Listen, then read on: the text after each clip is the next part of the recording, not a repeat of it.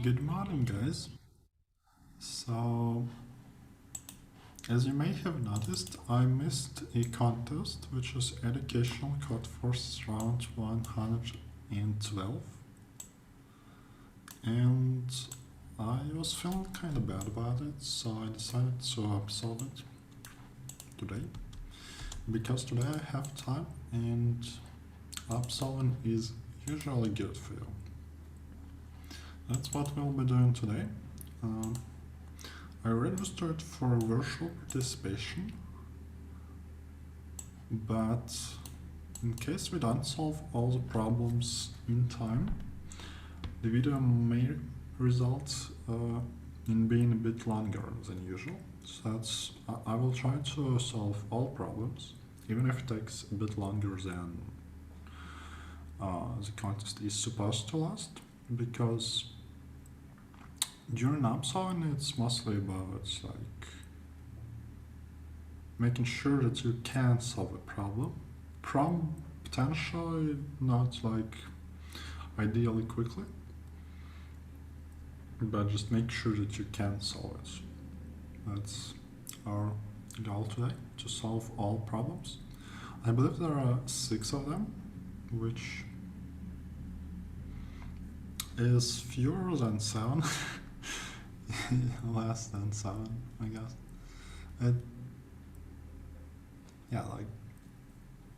It's actually interesting. I never thought about it, but you usually say that 6 is less than 7.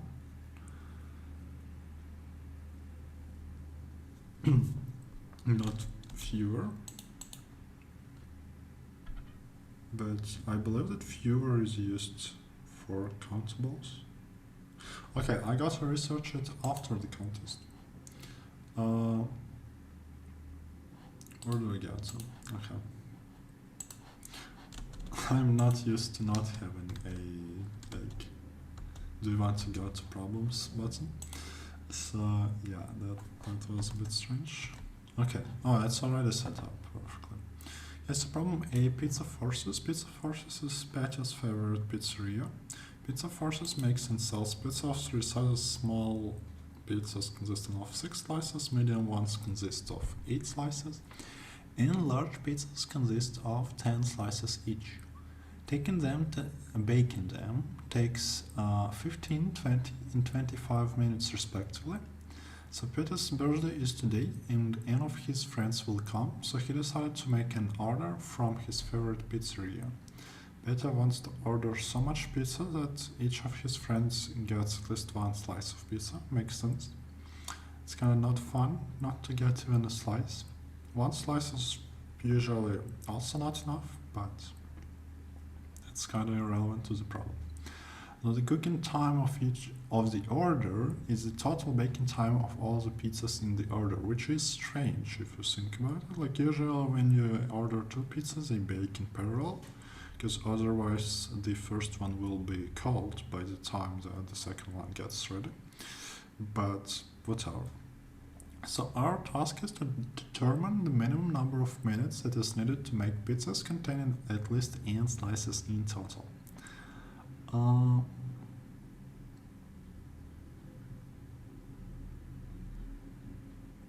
Okay.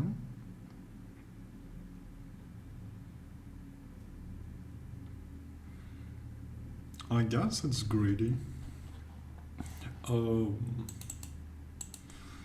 Potentially with several exceptions. Like if you think about it, then a baking time of 1 slice is more or less 2.5 minutes, regardless of the better way to think about it is like the baking time of 2 slices is 5 minutes, but you can't get 1 slice, and you can't get less than 6 slices. So like we kind of have a rough estimate of what it's supposed to be. Let's see what is the cleanest solution here.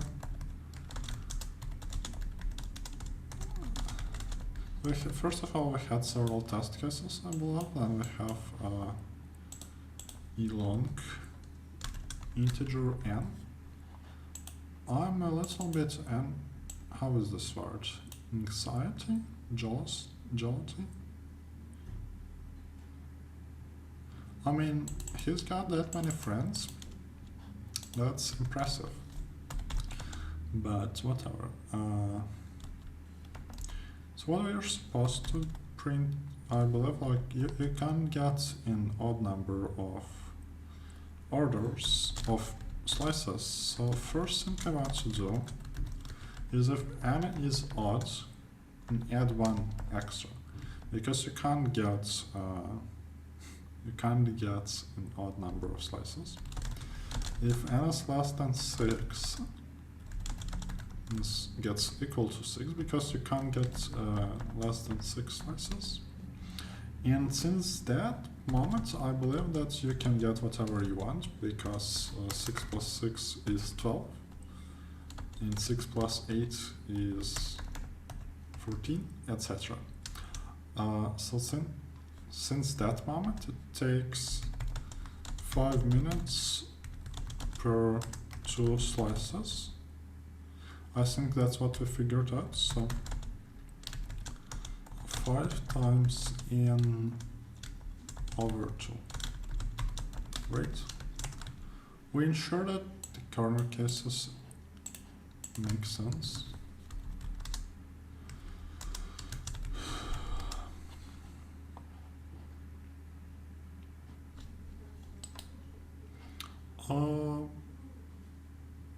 It's a bit hard to distinguish, but I guess the answers are 30, 40, 750, 15, whatever that number is, and 15.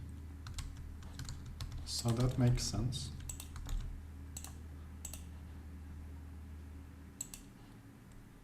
There is also another, like, this is one, there are 2 ideologically different ways of dealing with these edge cases. One is that we kind of write if n is 1 and then print something. If n is less than 6, then print something. And there is another way of dealing with them, and it's when you convert every corner case to something that is not corner, like this, or a special case, like whatever. So we converted everything to even numbers, which are at least 6. And then we have a general formula for that. So this way I don't have to worry about printing a new line in every if branch. I think it's cleaner this way. Hopefully you find it the same way. So problem B, 2 tables. We have an axis-aligned rectangular room, rectangular, I assume is the word, with width W and height H. So the lower left corner is 0.00, as we can see in this nice GeoGebra drawing. And the upper right corner is WH, okay. WH, okay. There is a rectangular table, so the rectangular room, but rectangular table, okay. Standing in the room. The sides of the table are parallel to the wall, so lower left corner is in x1, y1, and the upper right corner is in x2, y2. Which doesn't make sense, because if you think about physical tables, then they don't have lower and upper corners. But for the purposes of a diagram, that works. Because normally tables are flat, that's the purpose of them, I believe. So we want to place another rectangular table in this room with width W and height H, with the width of the table parallel to the width of the room. Oh, I guess that kind of specifies more than like just sides being parallel. The problem is that sometimes there is not enough space to place the second table without intersecting with the first one.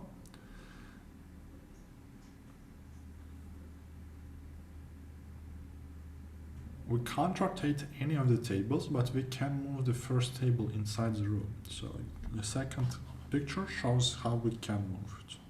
What is the minimum distance you should move the first table to free Oh, what is the minimum distance we should move the first table to free enough space for the second one?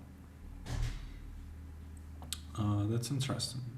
But in this case, I believe this is not optimal. The optimal is to just push forward, upward, I assume. But okay. So obviously that problem is not difficult. You just need to kind of be careful and cautious about what you're doing.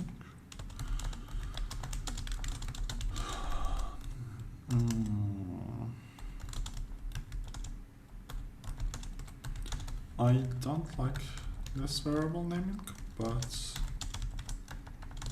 I'm a bit... I don't really want to think too much to come up with a better one, so hopefully that... Oh, actually this... Okay. Those were supposed to be capital. Yeah, you see it's already annoying. Unbelievable. But okay, whatever. Another very nice way of doing that, I believe that you can do it this way. I just thought about it, I never used it before, but I guess it kind of works even without those backslashes.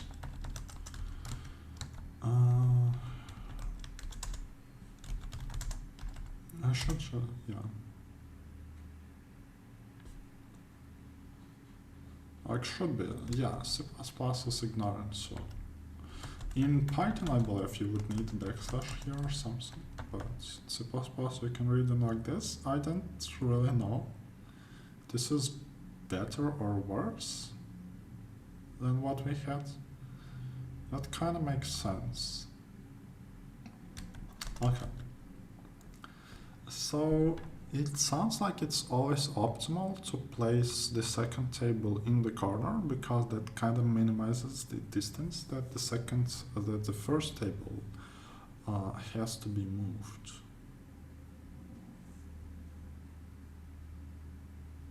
So first of all, I would like to check when it's impossible to...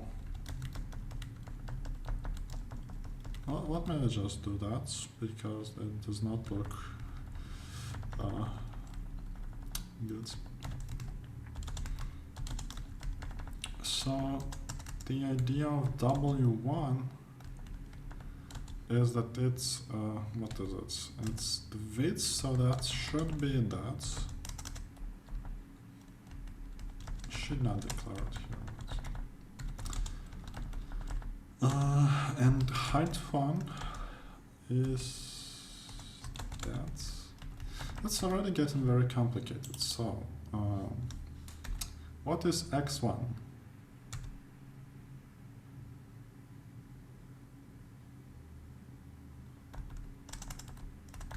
Left, right?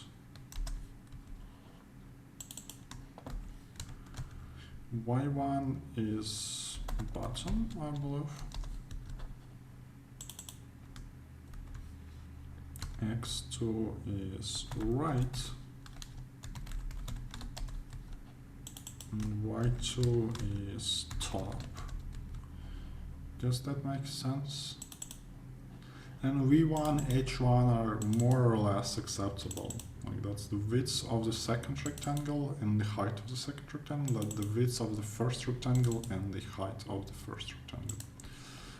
So the idea being, if this is greater than width of the entire room, or this is greater than... Oh, that's a tricky one. Or is it? If boss, I think, if boss are greater, then it's impossible. Otherwise, we need to start thinking.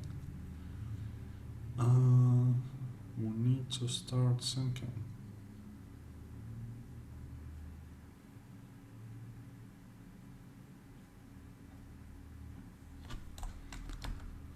Let me pretend like...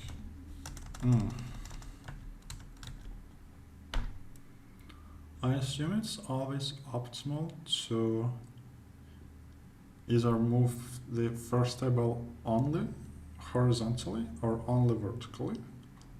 Kind of makes sense. Like the problem is that they don't fit together if you can't place them in opposite corners. Both height and width intersects, which is what we check here. And if one of them, like if width is low enough, then you can do whatever you want. And the very low cost of doing what exactly?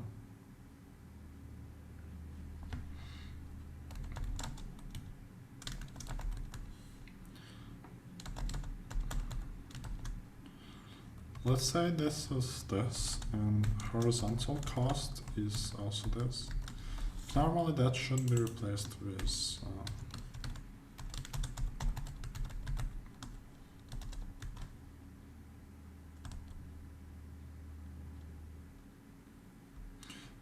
something for infinity, but I think this will do.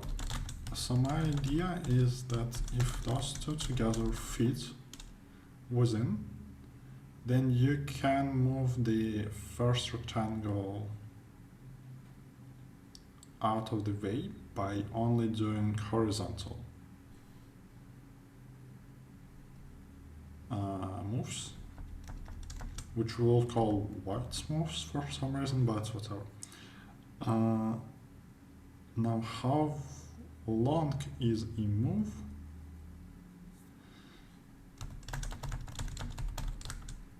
There are two ways to make a move. One is move to the right. So like, yeah, we're thinking where this one can go. This goes to the left side, and the right side, then left should be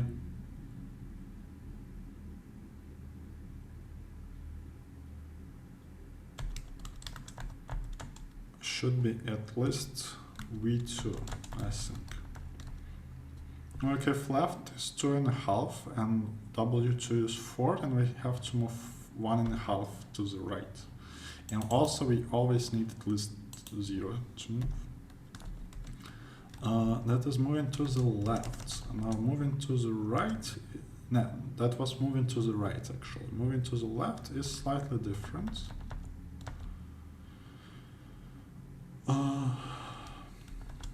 And we can actually simplify it a bit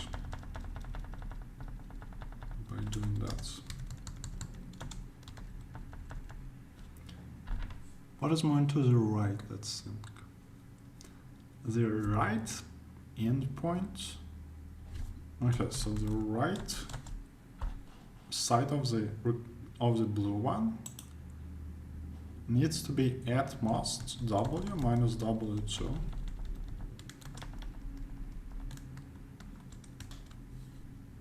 W minus W2 is 4, this is 7.5. When we subtract, we get what we want, I think. Now we just need to use this one to update horizontal cost. No, that is not horizontal, that is height cost, but bottom, I believe, and therefore top. And here we print minimum of W cost and height cost. Sometimes you don't have to move anything. Why is the answer floating point?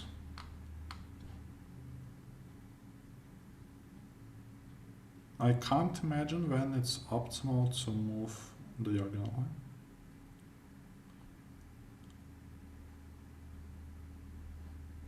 To be honest, I think they are just trying to prank us into thinking that the answer can be diagonal when it can't be. Yes, that is not good, technically speaking.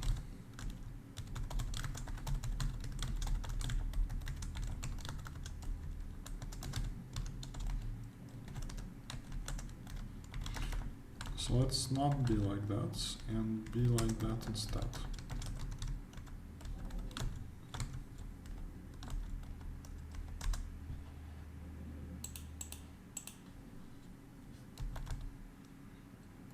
Okay, no warnings this time around. The answers are 1, -1, 2, 2, and 0, which makes sense. At least it matches the example. So just for you to see the entire code, so it looks like this. It's not very beautiful, but yeah, that's the way it is. That is the way it is.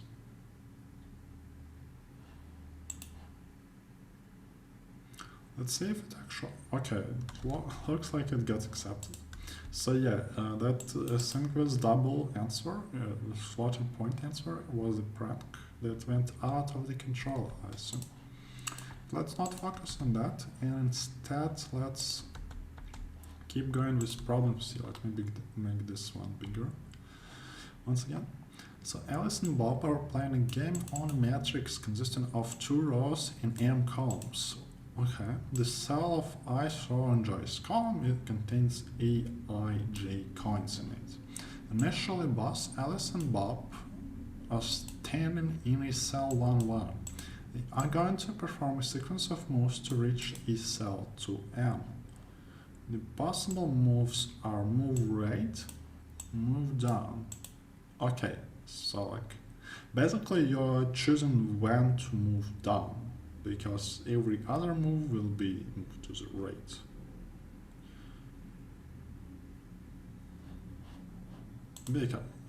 Let me just draw it very quickly. This is a table we have.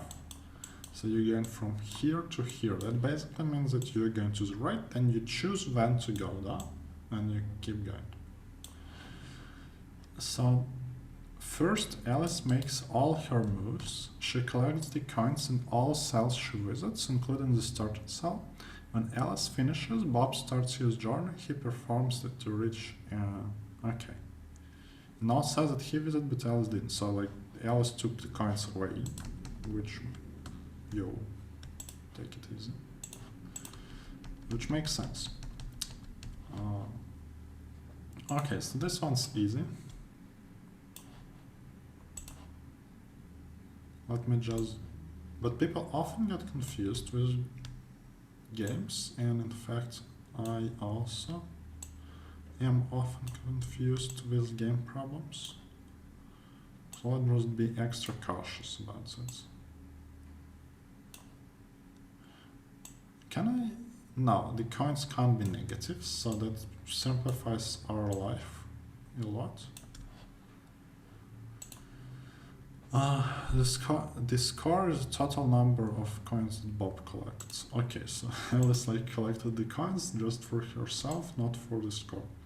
So Alice took this, and this, right? Now clearly Bob's pass is one of the two only meaningful paths remaining. It's either this, which collects, hopefully you noticed that this pass collects all the coins in here. There is another path we can take, which is obviously this one. And that, my friends, collects all coins in this rectangle. So clearly Bob will choose whatever is maximum of those, and Alice chooses the position. All that Alice chooses is the position I, where to break. So clearly we need suffix sums of first row and prefix sums of the second row. Then we want to find position I that minimizes the maximum of the two with the correct indices placed. That one's easy. Now it's just a matter of, oh, that one, okay, like we're going to be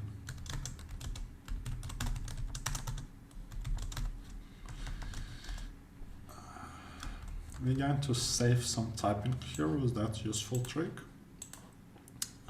Since C++17 type inference is very strong, it can do things like, hey, this 0 is an integer, so this one must be vector int. And then, well, this one's vector int, so this one must be vector of vectors of ints. Because luckily for us, no other template constructor substitutes in, so that's how it works.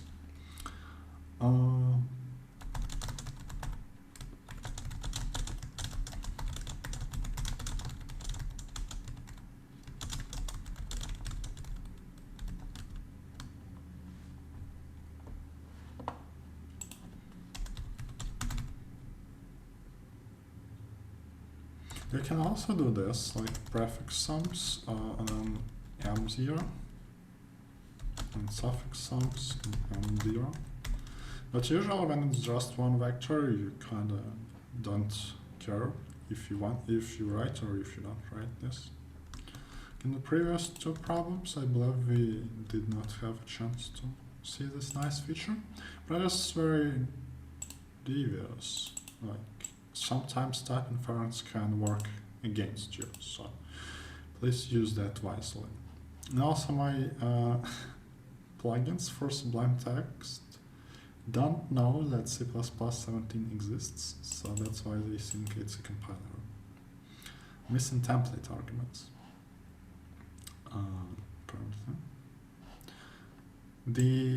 You can see that those things won't overflow conveniently, very nice of the problem center. How do we do it?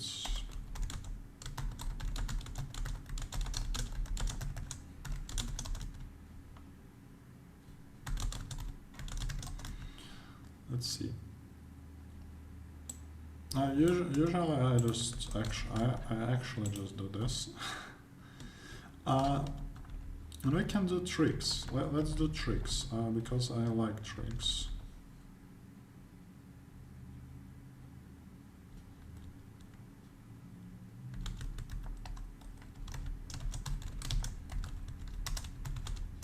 So what we can do goes as follows. So we want suffix sums of, no, let's talk prefix sums first. We want prefix sums of the second row. That's this. On int, where do we want to put them? We want them to be pushed back to prefix sums vector, which is conveniently an iterator, back inserter, yes. Prefix sums. And you don't have to like write back. You could also allocate space in advance and then just call ps begin, which kind of works. This way you're not getting extra 0 and you don't have to worry about I being equal to 1. To have to compute suffix sums, you guessed it correctly, there's r begin and r end. The only problem is that now suffix sums vector is the wrong way, right? It starts with rightmost point and goes to the left. So we would like to reverse sum begin, suffix sum end. You can get around it, like if you allocate storage for SS in advance, let's say this, then you could just say, well, I want this to be r begin as well, which makes a lot of sense. Maybe we will ever even do that, because like if it's m, then it's kind of shorter to write it this way.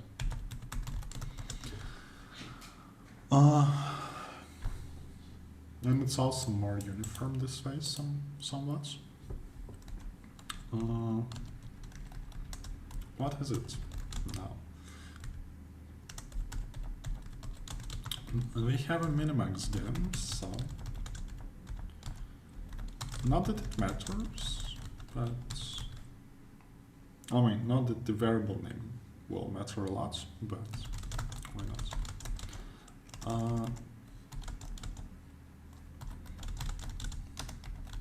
So that should be called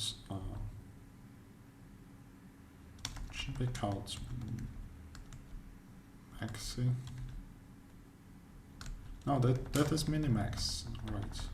I less than 0, absolutely. I wonder why it's m and not n, but okay. All right, so I can be actually equal to 0.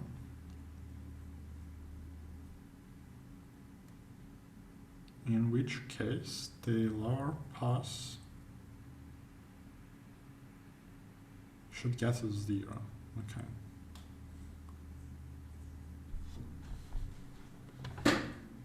So Bob will choose this one. Okay.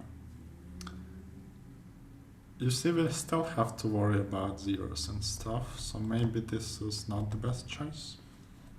Because like if you do this, what's another useful trick? And actually you will have to write like back inserter here. Then like you can have your prefix sums with 0 with minimum difference, right? If you always write back inserter, then it's just a matter of adding this 0 in. Fortunately for us, there is no front inserter, and even if there was, it would be terribly slow, of course, so we have to reverse suffix sums by hand. That's rather unnecessary complication, but why not? That is... I just like accumulates, I don't know.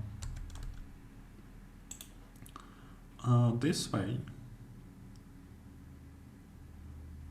the zeros entry of this prefix sum is actually 0, which makes sense, because if I is 0, then there is nothing to take from. But minimax should start from 1, 9, something like this. Yes, I think. So that's minimum of minimax and then maximum of 2 numbers. No, we'll just leave it like this. So first, like if Bob chooses the red pass, then he is interested in prefix sum, it's I. I'm pretty sure. Like if I is 0, then he gets 0, which makes sense. If I is 1, then he gets this part, which also makes sense. And then suffix sum, but at which index? If I is 0, then I believe that he gets suffix sum s plus 1, I plus 1.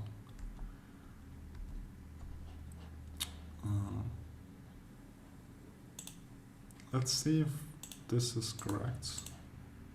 Hopefully it is.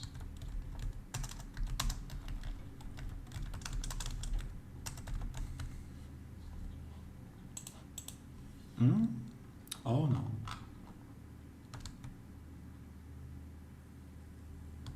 What happened there?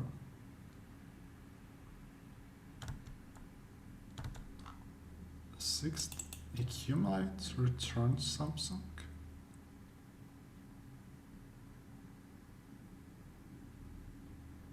What? Excuse me.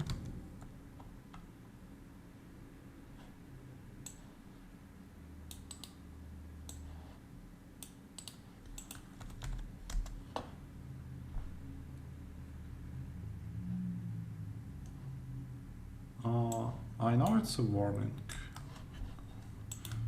Speaking of which, can I please compile that without warnings? I'm pretty sure that that's fine to use accumulate like this. Where is it? No, we got, that's not the that I disabled Okay, so maybe that's an important wording. What's more problematic is that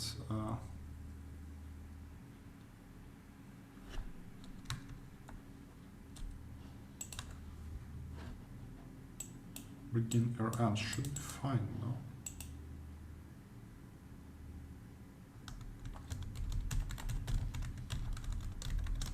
I'm pretty sure you can do it like this.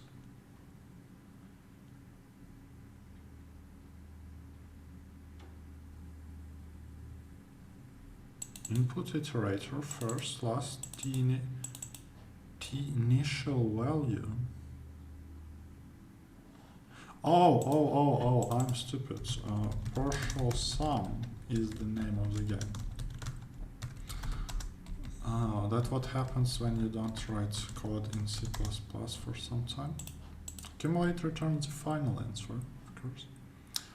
From double to int, yes, that we have seen this one already, and the fix is to not try to save code when it does not matter.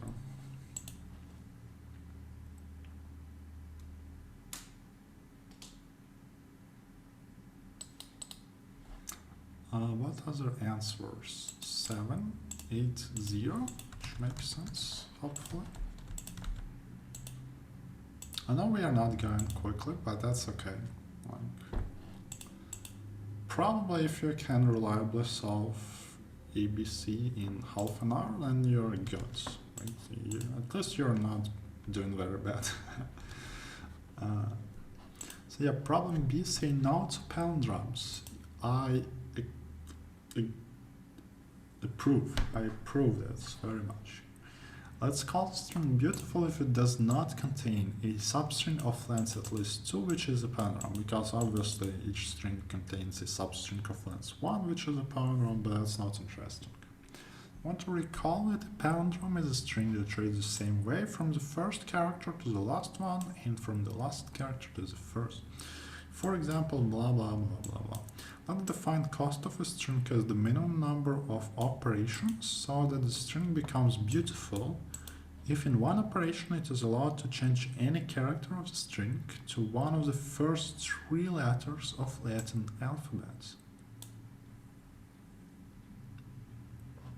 Oh, being given a string s of length and each character of the string is one of the first 3. Okay, I was wondering like what happens if initial characters are not from ABC and you can only change to ABC, but apparently that is not the question. We have a string of characters A, B, and C, and we want to change minimum number of occurrences so that it contains no palindromes. That is fascinating.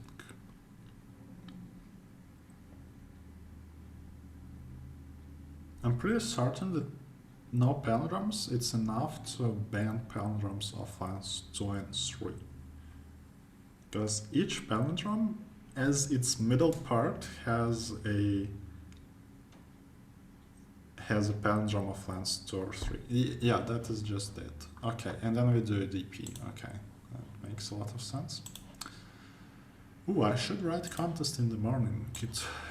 I think so fresh. It's alarming. Why I can't do the same thing in the afternoon? But your American guys are lucky to have contests at 7 a.m.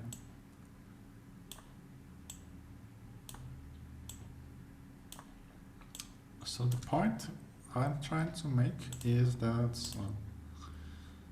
imagine that this is a palindrome of length 4. Then obviously those 2 characters are the same. So that's how palindromes work. So that like in every palindrome of even length, you can find a palindrome of length 2. And at the same time, if you have, let's say, a palindrome of length, I don't know, 5, 5 sounds like a good number. So like this. Then my point is that you can always make this. You can always find a palindrome of length 3 in the middle of it. Because again, how the palindromes work. With that in mind, all that we have to ensure is that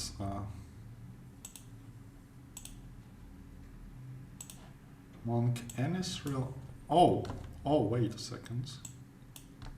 Doesn't it just mean that our, like, meaning that this character is A, and this is B, this character can't be A because it will create a palindrome of length 3, and it can't be B because it will create a palindrome of length 2, so it's C. So basically what the problem is trying to say is that all beautiful strings are just ABC, ABC, ABC, up to permutation of characters, right? Now, permutations. What do we know about permutations?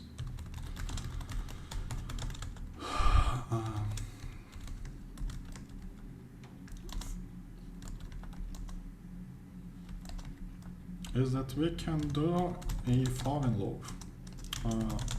That's the only time we ever use do while loop. Is when we need the next permutation of alphabet. We call that. Please fit into the screen. Here we do something.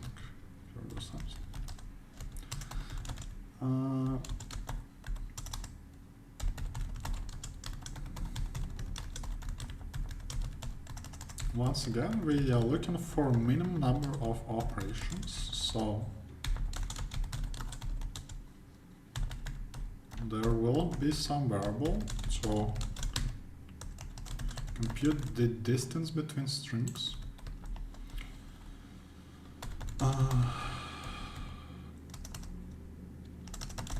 Distance. Wait, whoa, I did not read it properly.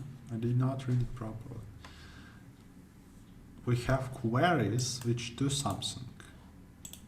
Okay, that makes some sense.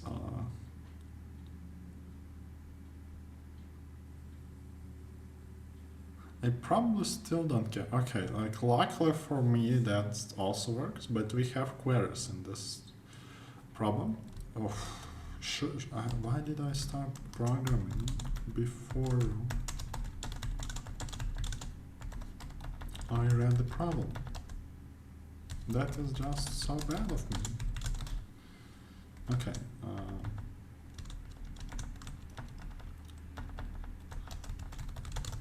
So we have several queries.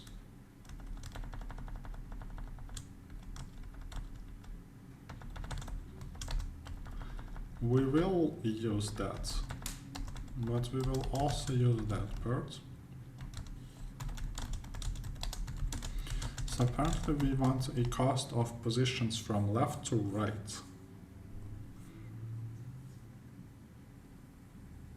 That is not difficult because the cost of positions from left to right is the difference between costs of prefix and suffix if you fix a permutation of the alphabet, and then you can just loop over all permutations of the alphabet.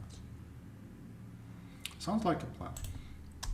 So what we have here is an ordered map from permutation to the vector of integers which denote costs, so prefix costs. Map of prefix costs. Also shorthand for multi-party computations. And over there I quite often type it wrong, but that's okay. MPC alphabet, resize n plus 1, I assume. It should be 0 by default, but let's make it extra safe. So this equals NPC alphabet, it's I, plus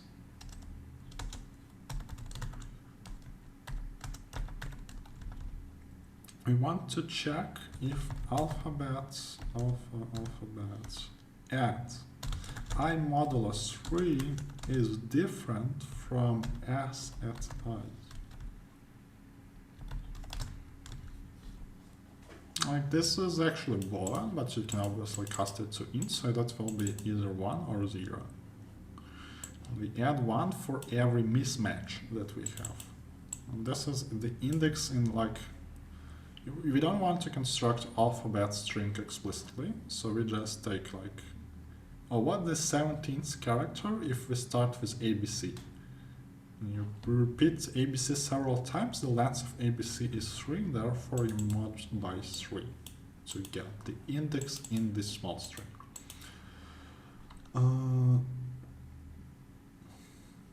Hopefully that works. Then we can do the following. We will need this loop as well.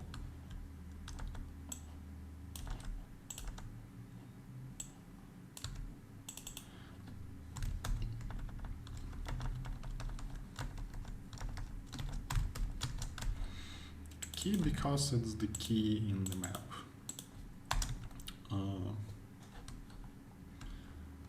So our intention here is that we want for actually why do we do this way? Key value in our map.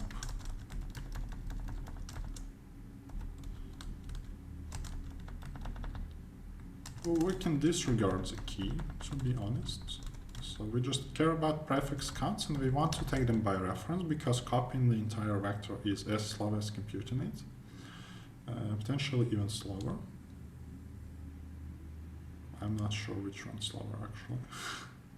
That would be an interesting question to answer. We clearly want this.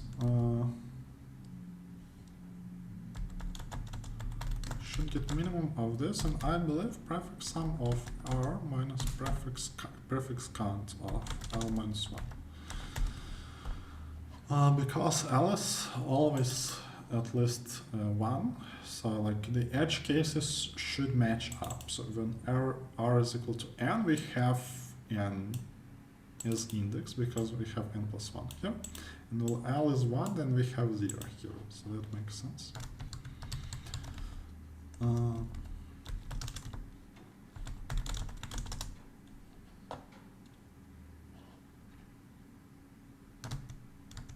Hides something. What does it hide? Oh, okay, that makes sense.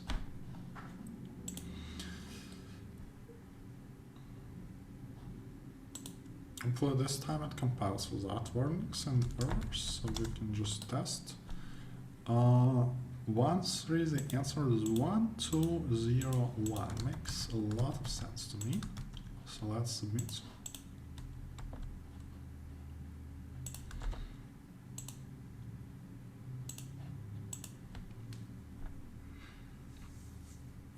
Accepted. Those pop-ups are really quick. It actually takes some time. I wonder why. I actually don't wonder, because we have 6 permutations of that many characters, of that long, of strings that long. Also here we have that many queries, so reading the queries already takes some time, and then looping over permutations takes some time. Yeah, I guess this is, you don't have to think very deeply about it, that's all that happens.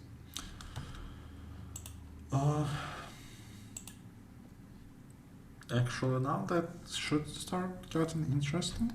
I guess we could look at the standings to try to get some information from them. not fun seeing us like here. Actually,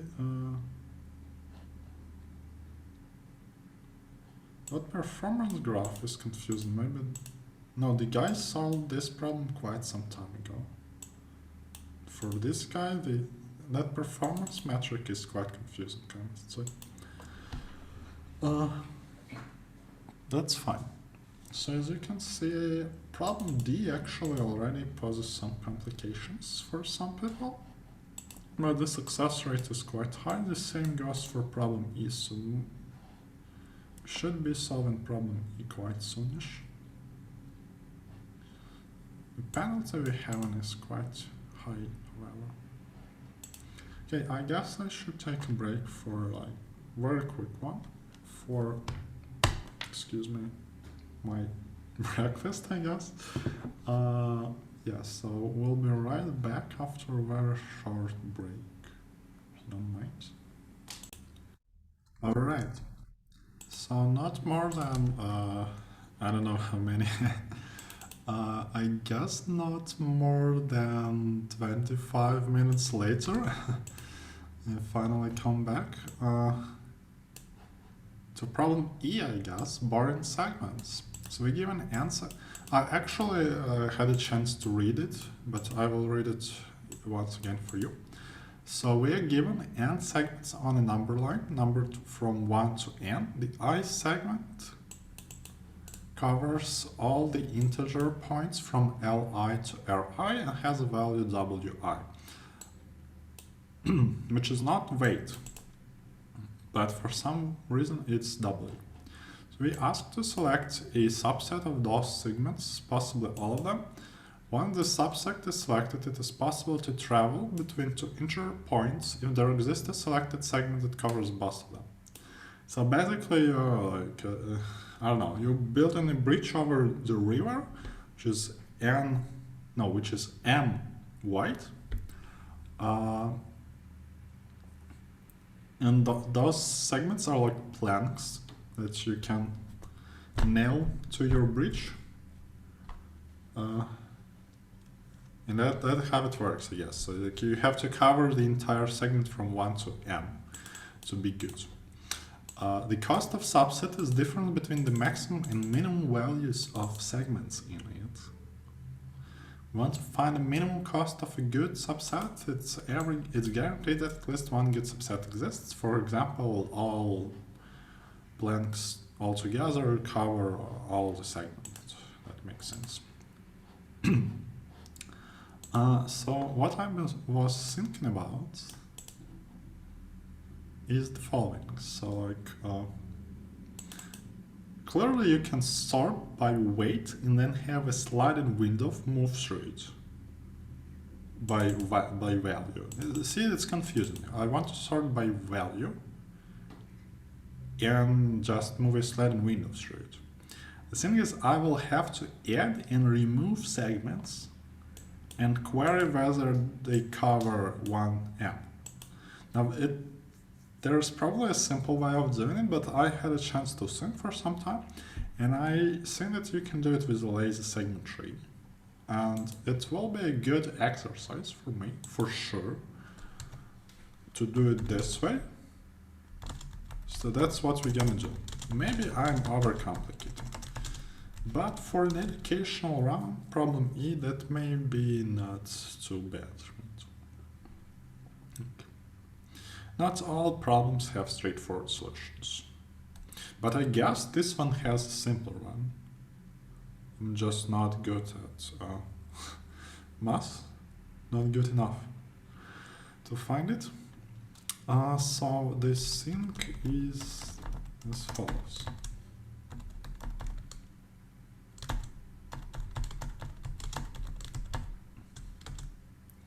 We have several segments, L or W, let's call them.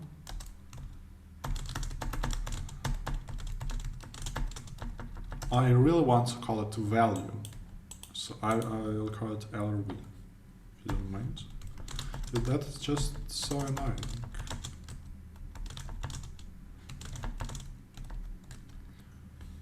No, probably the problem setter had V for something else. That's why it never came to be.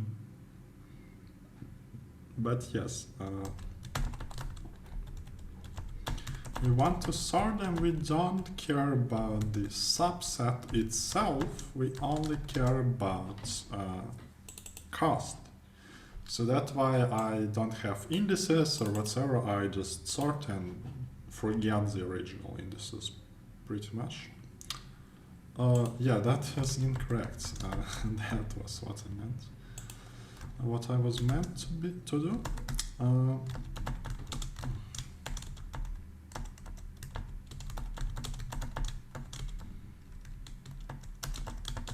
That is just very nice of C++ 17, I believe, that to have auto in lambdas.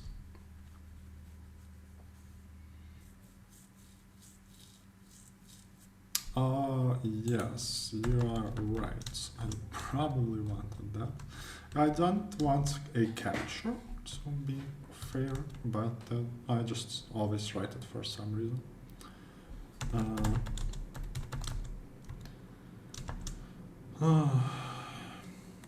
Get2 of A should be less than get2 of B. Otherwise, we don't care. I believe that this. No, probably just this. Probably just this. We don't have to overcomplicate things.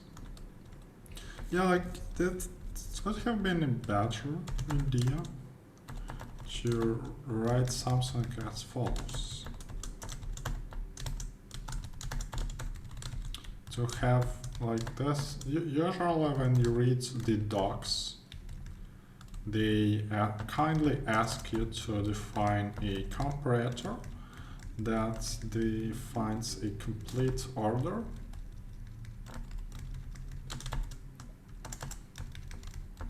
That is like if two segments have the same value, they should be treated differently, because otherwise like that the algorithm will think that it is strange that some segment is less than some other and vice versa.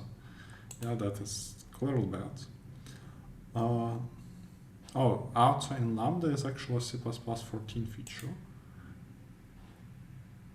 Just mentions this quietly. He not quietly highlights it, but it's okay. So now our goal is as follows. Oof. Plus error. Yes, I guess it is like this.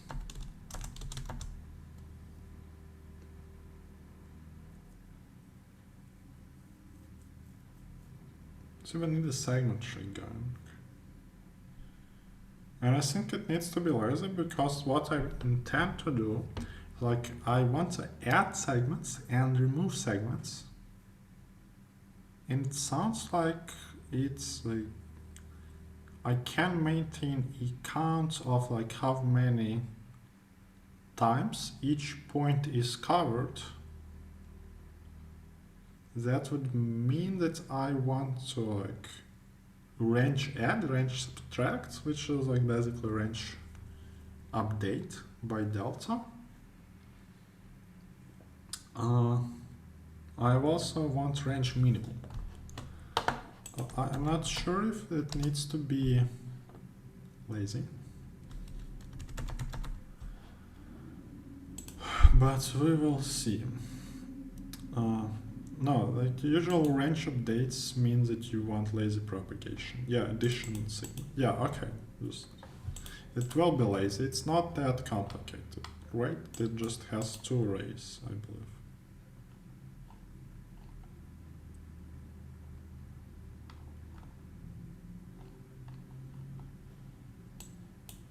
Yes, querying for maximum in our case will be querying for minimum.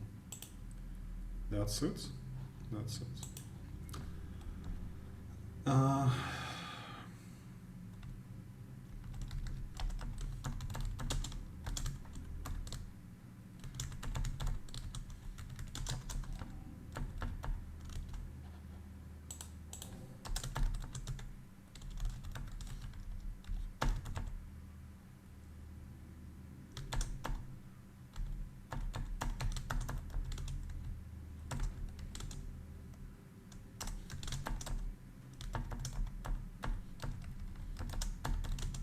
There's also minimum cost involved, so that's this.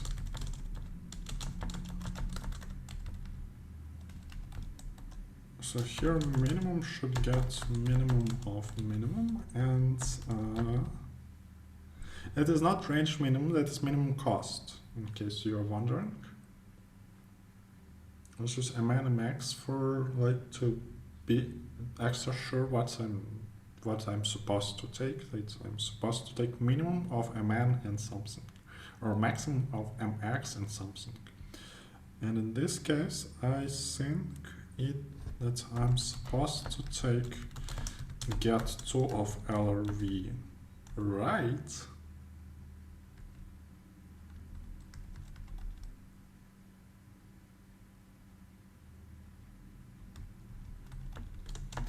Minus get 2 of LRV left, but get 2 gets like this one, which is value. Obviously the left, the one that is to the left has lower value, so we just subtract, no need to take absolute value of or anything. So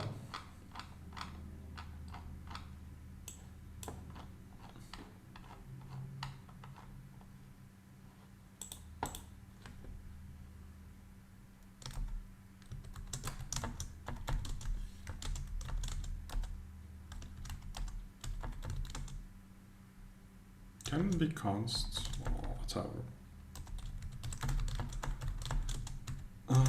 3 of size n and then lazy of size n. Oh, you can't have sizes here, of course.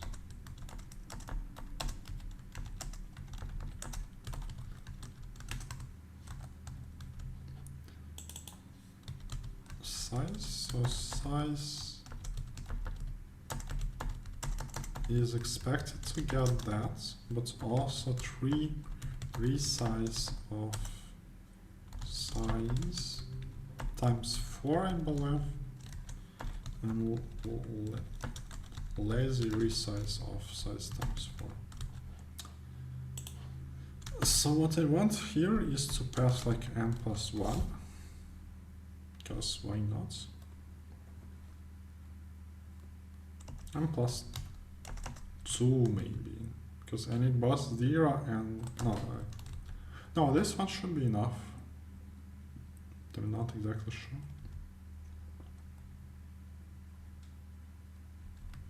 There's no initialize to it because everything is 0,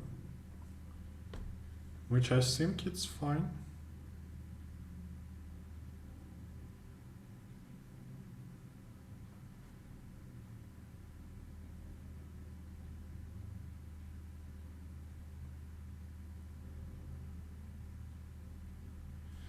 Oh, I forgot how to write it. Okay. Probably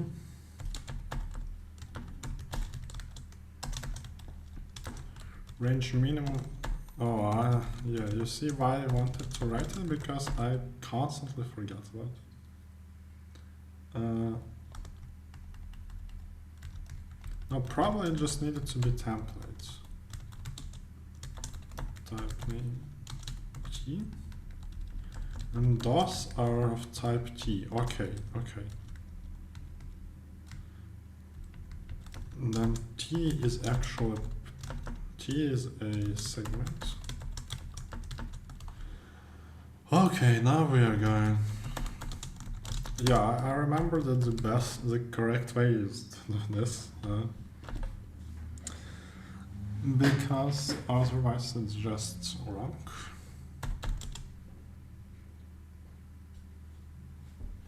Or can you just, I wonder like lots. Yeah, I haven't done this one in a while. Let's just presume that this, no, like this is never bad, right? So we can just have range minimum. Yeah, and then we have like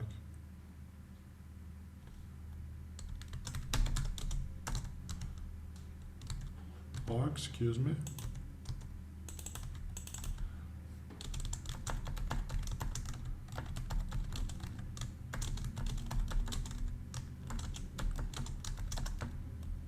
The idea is that we will have a combined function that does all the work depending on type. Yeah, this is usually the best way to write segment tree, I believe. So, build function. I don't really care about it. Don't really care about it because in our case we start with all zeros.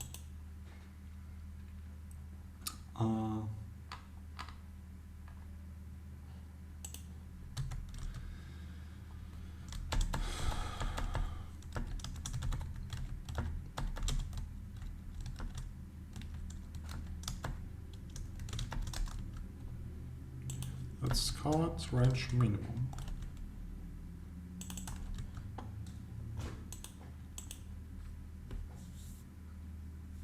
Can it modify the tree or it can't? I think it can't.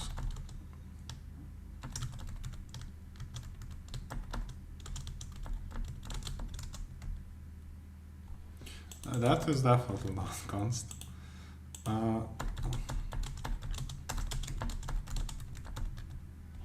This one clearly needs left and right. This one needs left and right. Oof. Oof, oof, oof, oof, oof.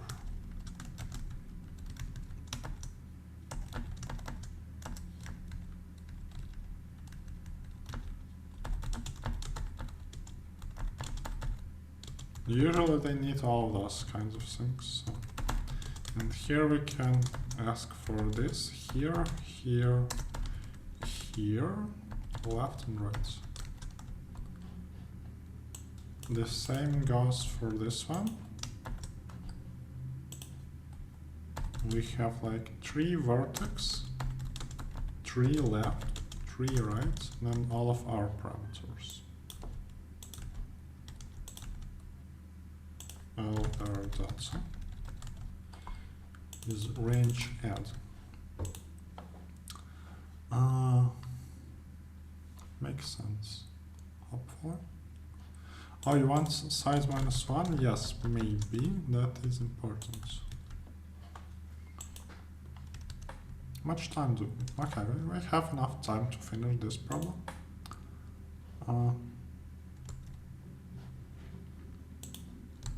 So range minimum. Usually, it's like we are writing the generic one, right? So range minimum is query. Range add is update. Oh, now it looks much better. And all the logic will depend on like how is combine defined for segments, I think. So query does what? Query does what? Probably like this also. Oh, actually, better be careful. From 1 to n. From 1 to n. Okay. Query. If left is greater than right, and we want to return segments. What is range minimum by default? It's infinity, right?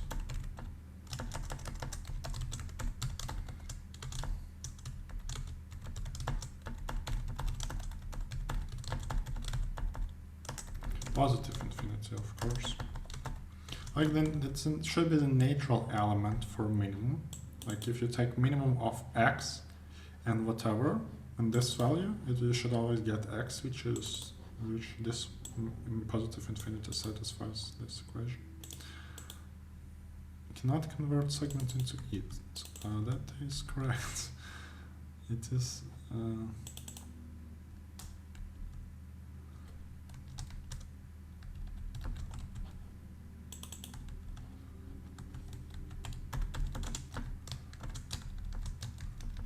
meant to be that, and that. Hopefully that works. Still not very sure about it, but okay.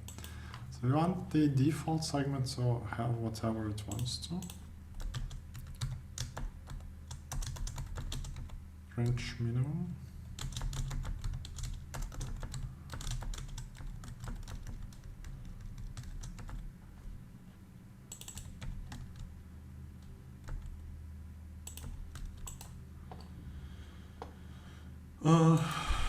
Okay. If left is equal to 3 left and right is equal to 3 right, and we want to return 3 at vertex.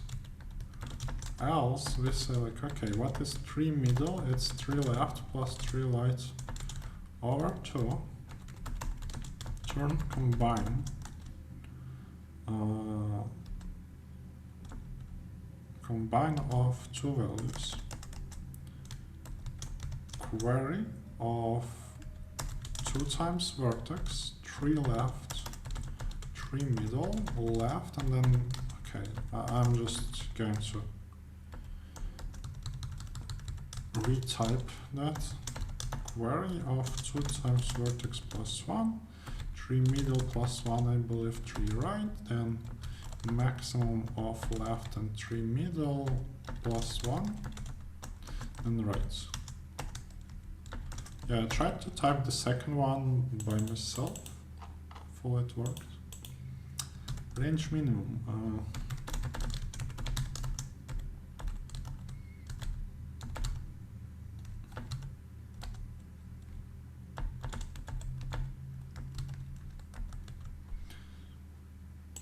Hopefully that works, I'm not very sure.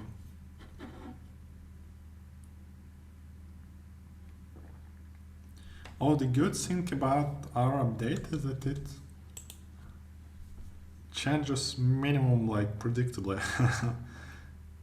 Like you can imagine that range minimum increases by 1. That is true. Or decreases by 1. Like on the segment that is applied, that operation is applied to. That works. This is expected to be a tree.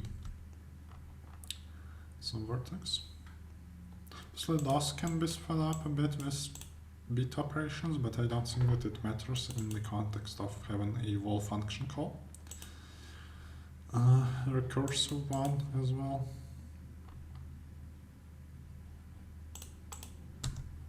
Then update. If 3 left is equal to 3 right, 3 at vertex gets delta.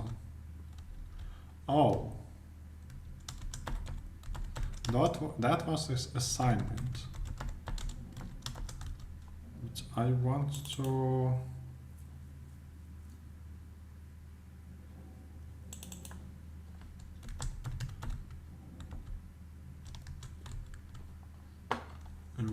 have a separate function called update. Yes, please.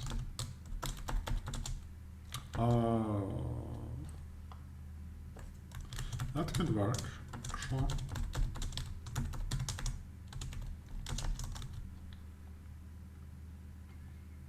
It has an extra copy, but whatever. Actually, if it was like persistent and it is the way it should be, so that's fine.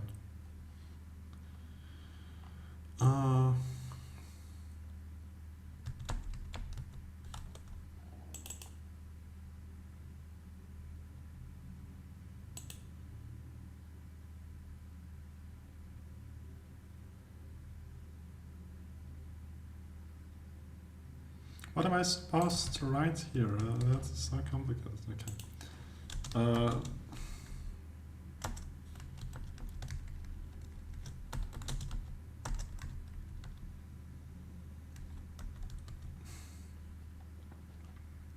Yeah, apparently updates are not always with the same type. I should investigate it a bit later. Else we say 3 middle gets 3 left plus 3 right over 2. If what is position? Oh, position is they have left right delta. Oh.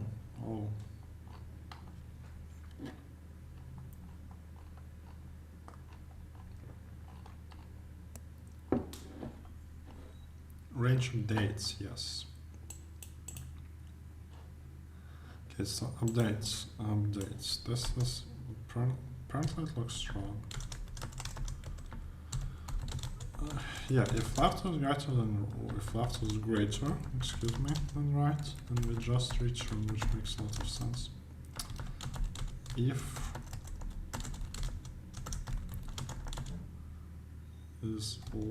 left is equal to 3 left and right is equal to 3 right, then we want to say that 3 at vertex gets update of 3 at vertex and delta.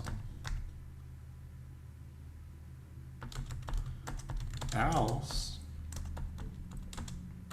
3 middle is 3 right plus 3 left.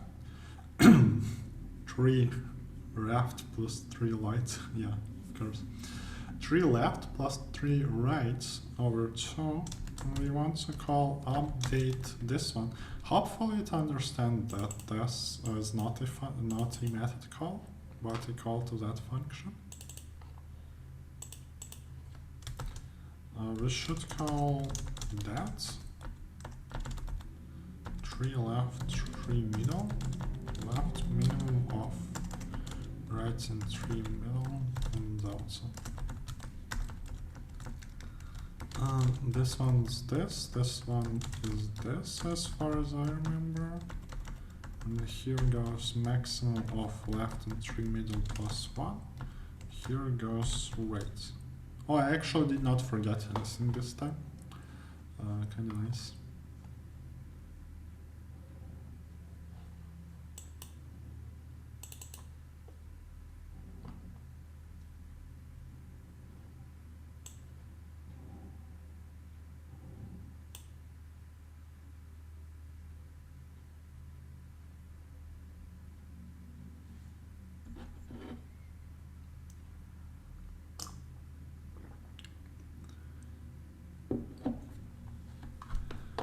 No, but I want boss, right?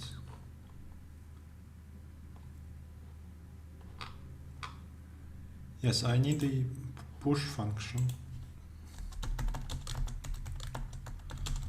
into vertex of a tree.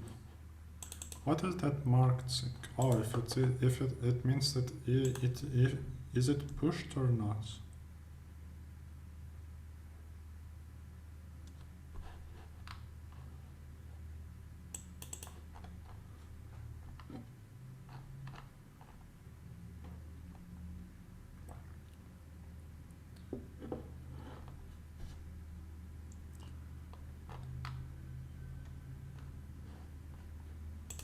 I think I can disregard that and just say like, hey, tree left sun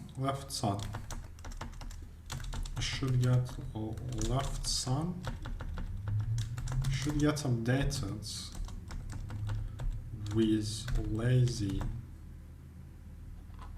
Oh, actual lazy can, okay. That should be just another type, honestly.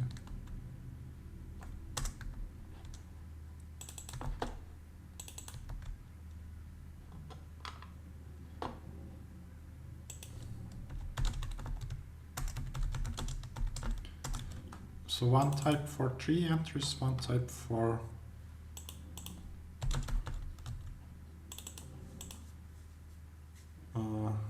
lazy entries.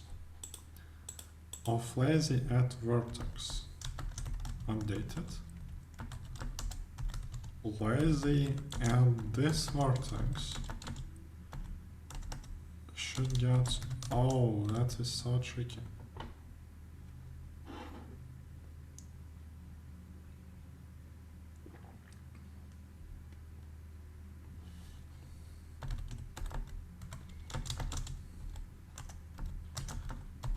I wonder if we will, okay. This should now be copy pasted for 2v plus 1.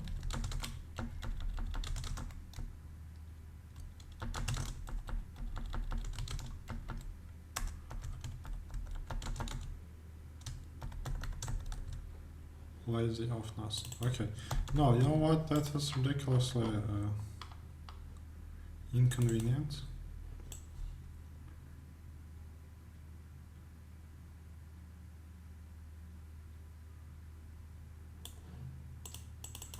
Why is that segment if this is a key? Yeah, we have certain problems here. Like default constructor of t is supposed to return positive infinity. That is the only reason why we need it, like at all.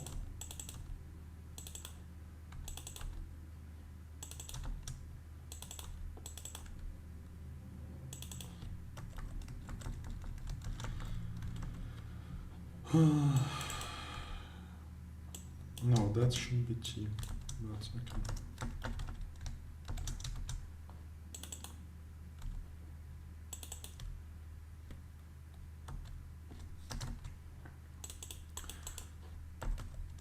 That is a bit annoying.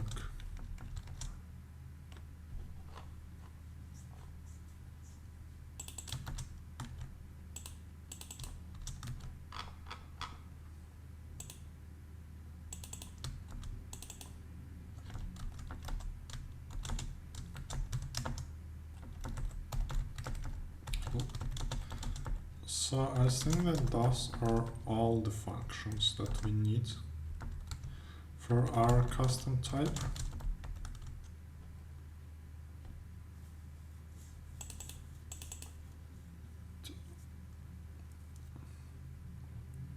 Need to combine t with t, t with lazy, lazy with lazy.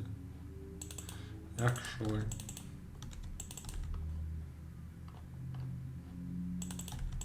all this, like, it just makes more sense. And we call it default lazy sync. Okay. What happens here is still if left is greater than right and we return of this, then we call combine. Here it's also here.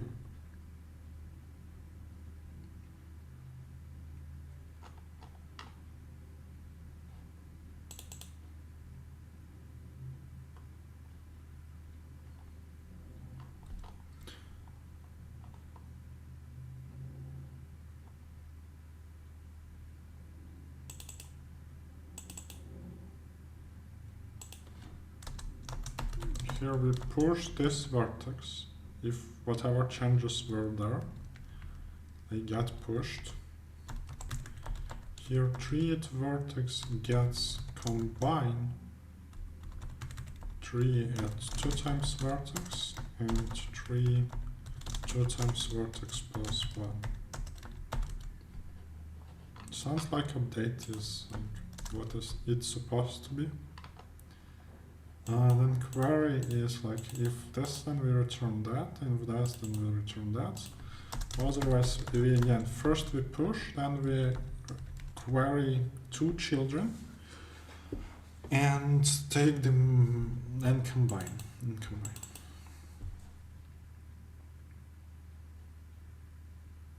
What? Does it have to be before them, or what is the problem? It's not gonna compile first time, right? Conditional expression of type T is illegal. 87. Oh. It's equal to T of 0. Oh wait.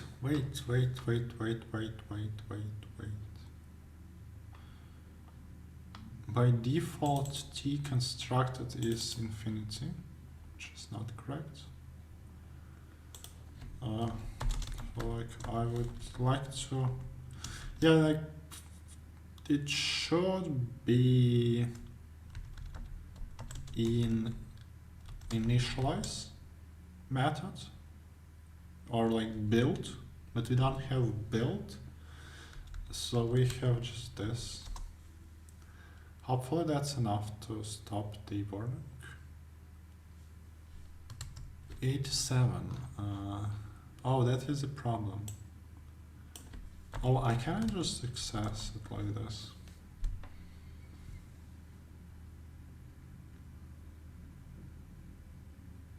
Oh, push can't be const, of course. Oh, then nothing can be constant because everything pushes. Makes sense.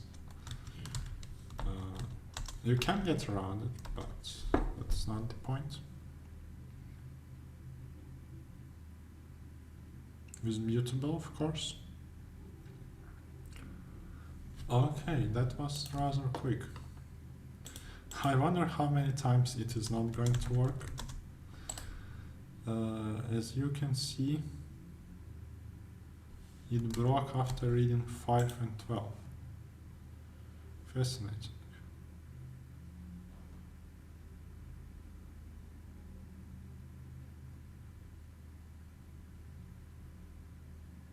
How did it manage? Oh, okay, that is my fault. For once, that was my fault.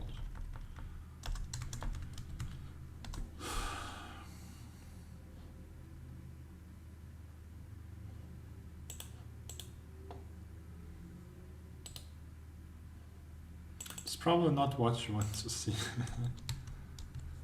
Okay. Oh, of course, because we are not adding anything, and also because minimum is initialized with 0.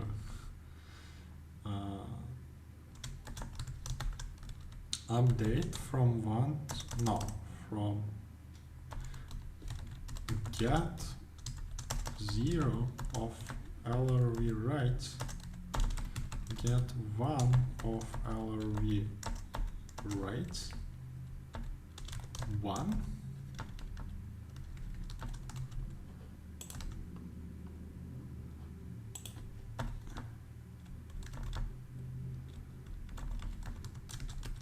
Here this update happens. I wonder how. Okay, we still got some time to debug this lazy segment tree. Okay, surprisingly, very surprisingly, not gonna work first try, but we can at least attempt.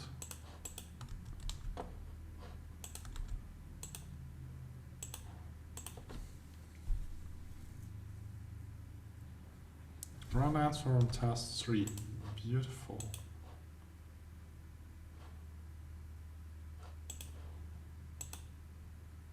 Impressive.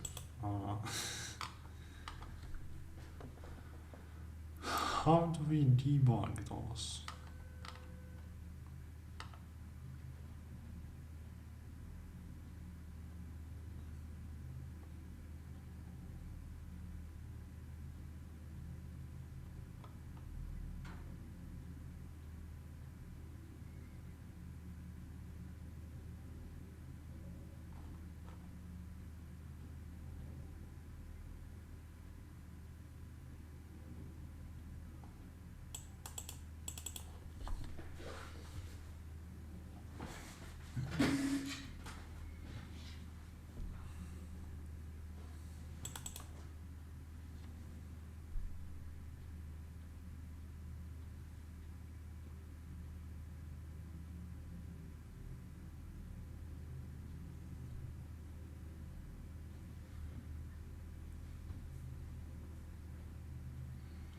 No, but that's an index, so that should work. I believe that in all indices in this implementation of segment tree are inclusive. That's why DOS should work. I really hope so.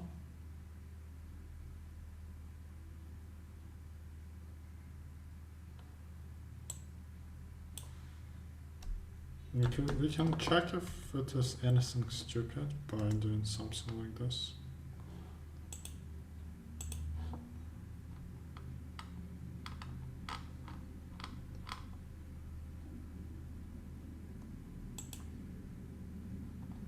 Everything should be super safer.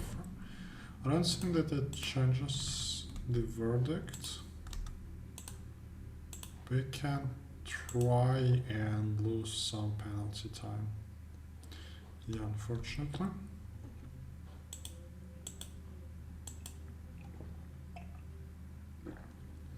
What is this all about, I wonder?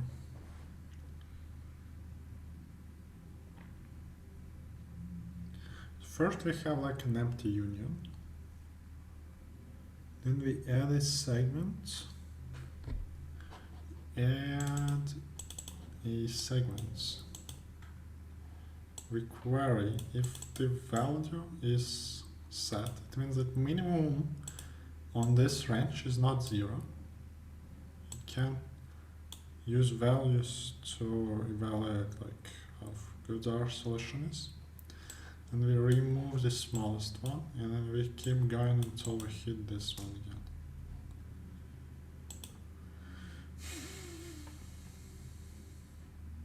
Sounds about right.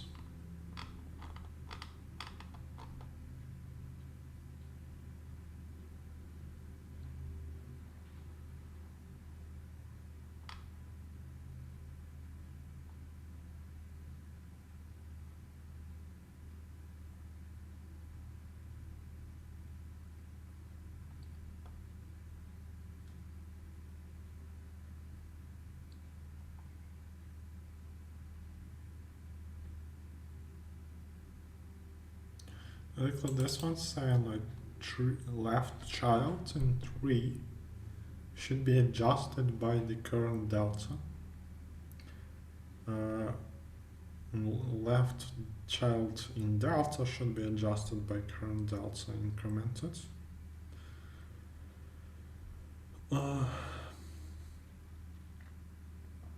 Then same with right, and then the current thing should be cleared.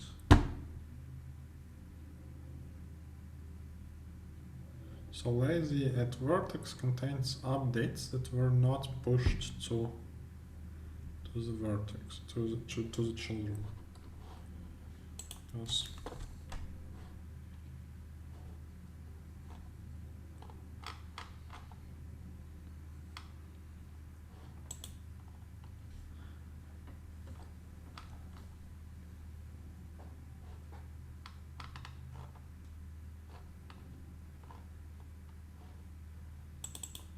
Left children, right children, clear lazy at current vertex. That sounds about right. Those operations are equivalent to adding. This operation is equivalent to taking minimum of the 2.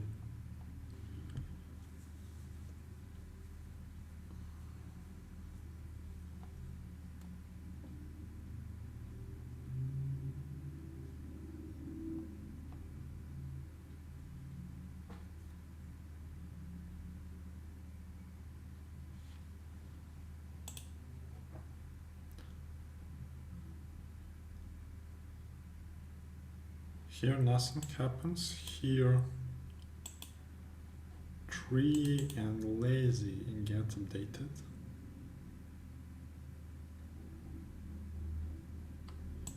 Otherwise we need to push changes. We update the 2 children of our vertex. Then we get back our current value.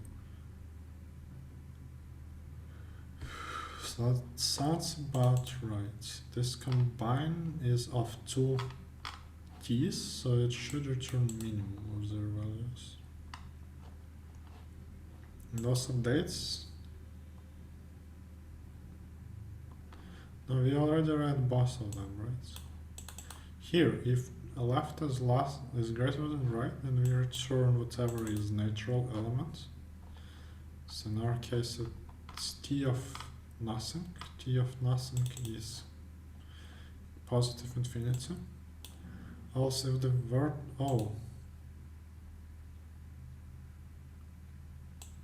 oh, this one's different.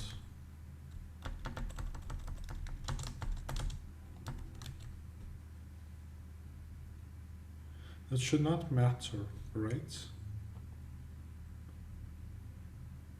It should not matter. Okay, in general, we make 2 recursive queries, but this is like, no, it makes use of specific property.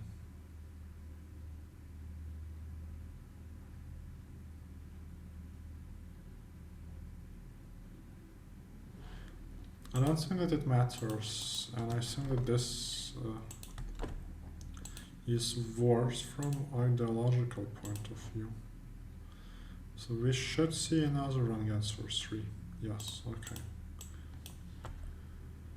Like the difference between the check for inclusion, which makes use of specific properties of maximum, which is not great. For a templated version, it's not great. Those wrappers simply add 1, 0 and size -1.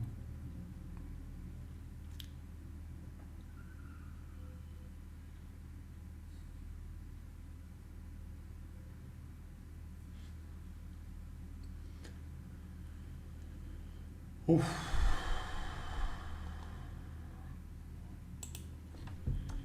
Okay, we can technically print everything.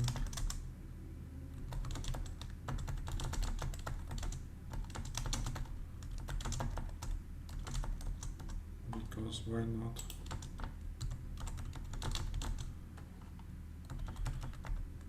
Tree at I.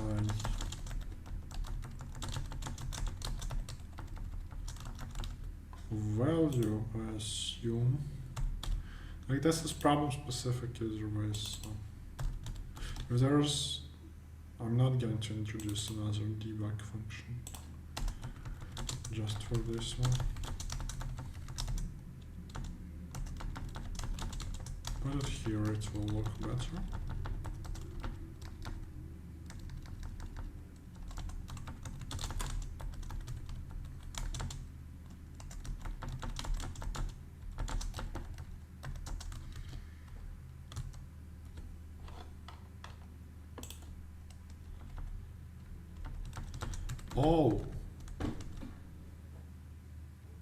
Oh, we never move. Okay, that was okay. Instead, yeah, I just can't write a sliding window. Never mind. Can't write. Okay, I can. It will be ridiculous if I can write a lazy segment tree, but I can't write a sliding window.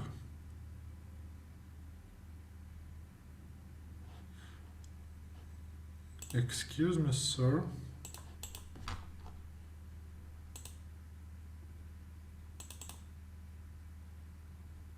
What? Oh, okay.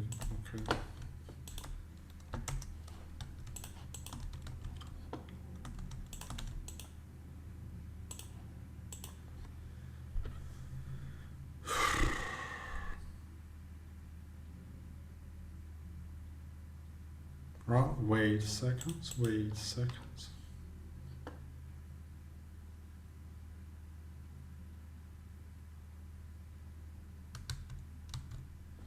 What happened there? What do you mean?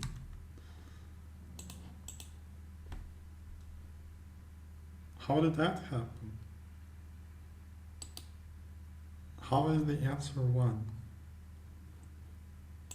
Surely those are not enough to cover everything. Oh, because they... Oh. Oof. Yeah, I was not careful. This is disconnected, of course.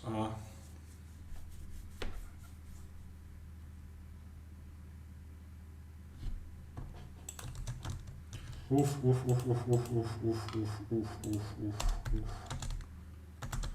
Let's pray that this works, I guess.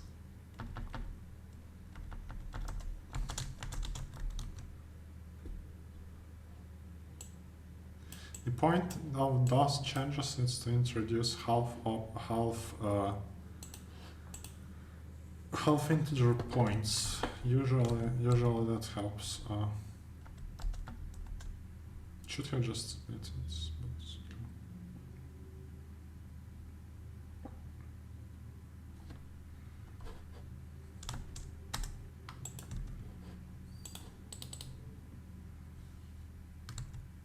how did that happen?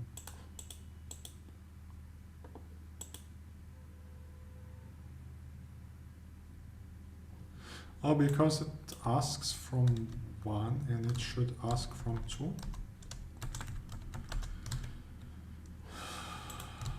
Because 2 is the new one.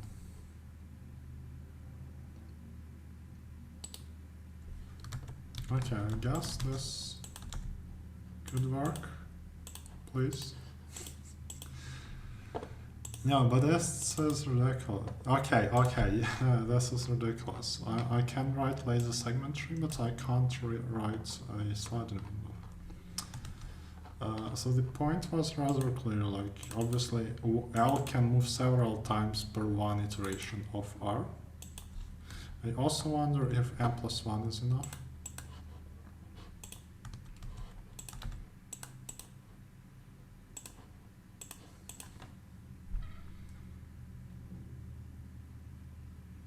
Yeah, by the way, the time difference is ridiculous. I'm not exactly sure why. Not exactly sure why, to be honest with you. There was something about memory efficient implementation.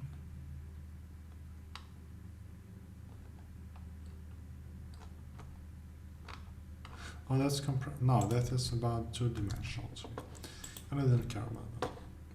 Okay, so at least we solved AE in time.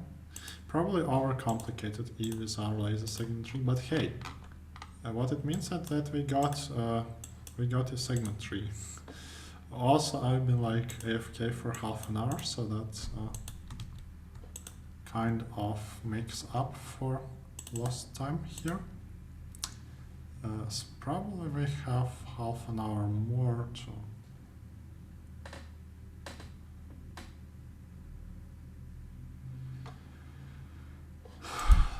like just for ourselves. Obviously our virtual participation have just ended, but I still kind of want to solve F.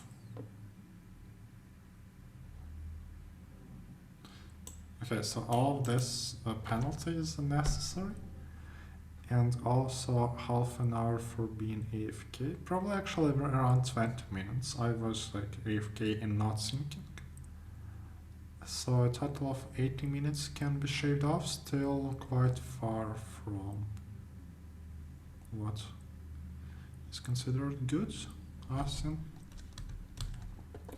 Okay, so our points now, well, I guess I will have another short break and then come back with a solution to F, because it sounds interesting. Some 200 people did it, so that is definitely doable. I wonder, no. Like, okay, that is for practice, right? So we can just, okay, 2700, okay. Born segments are only 2100. Sorting to pointers, yes. Data structures, so. I assume it had something, a simpler solution than laser segment tree. It's also not that complicated if you think about it. It's been good practice, especially getting accepted on the last minute. Which wouldn't be in last minute if I was not AFK. Oh, it's also not the last minute here. It's 2 minutes before. Okay. Could have saved 10 more minutes debugging if I could write code first try. Okay, let's just read the statement before I go for a break so that I can think about it for a while. So we have an undirected graph consisting of n vertices with weighted edges. A simple cycle is a cycle of the graph without repeated vertices. Okay, makes sense. Let the weight of the cycle be the XOR of weights of edges it consists of. Okay. Let's say the graph is good if all its simple cycles have weight 1. A graph is bad if it is not good. That's a deep statement. Initially the graph is empty. Then q queries follow. Each query has the next type. UVX. Add the edge between vertices y, u and v of weight x if it doesn't make the graph bad. For each query, print was the edge added or not. Well, luckily we only add edges, so that's already good compared to like both adding and deleting extract. Oh, I should have hidden tags. Okay, I'm sorry about that. I think somebody spotted the joint set already. Sorry. I have tags open because when you filter by tag, you kind of want to see other tags. I don't know. Yeah, I just usually have it on.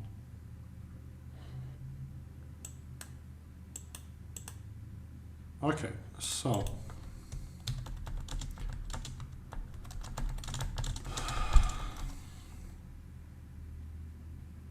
Oh, initially the graph is empty. Okay.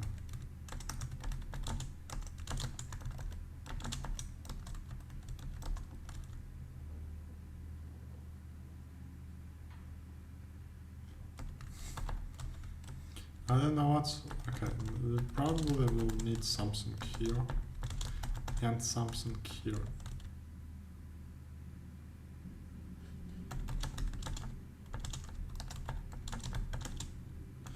Oh, and also luckily for us, edge weights are either 0 or 1.